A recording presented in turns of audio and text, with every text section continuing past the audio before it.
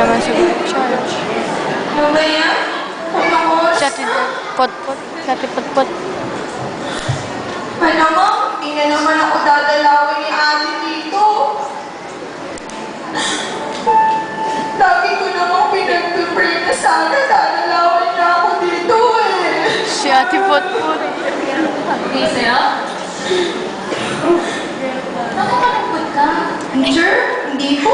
May problema ka ba, Hazel? Wala po, teacher. Sige na, i-share mo sa akin ang problem mo. Alam mo.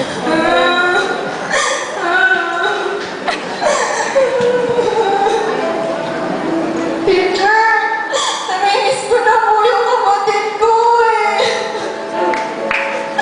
Lagi ko naman po siya pinag-pray na sana po dadalawin na po ako dito.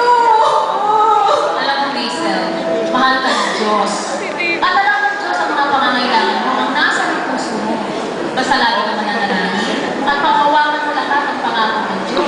Malay mo, sumaling mamayang kapatid mo para nalawin ka. Kaya huwag ka naman subukan, ha? Uy, hindi nga nasa Ate Ines eh. Alam ko na.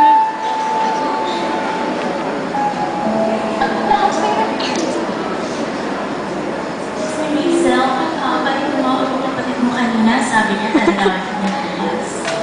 Oo. Excuse me. Teacher, narinig mo yun? Darating na po yung kapatid ko mamaya. Ano ba? Mabuti ang Diyos. Ang sinagot ng Diyos ang Bukas panalangin mo. mamaya. Gagawin ko ang Panginoon. Ang kulit.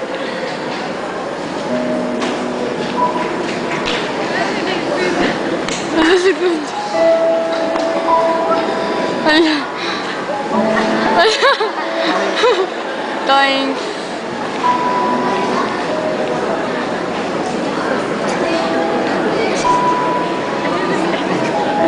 At pangaan stick. Sila mga makakasama ulit ng mga kabataan. At yan ang mga teacher mo.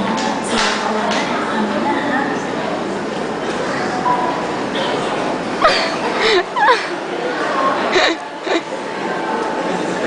Nabalik po. Ash, masaya po.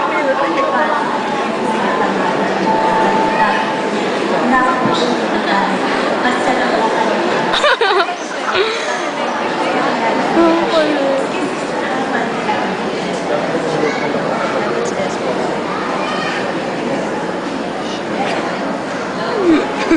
Basta ka na. Naigutom pa. Kanina mo kita pinagkakastan eh.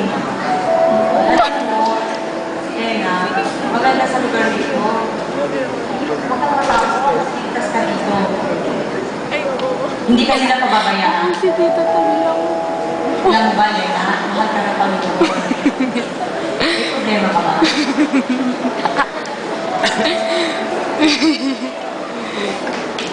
Teacher,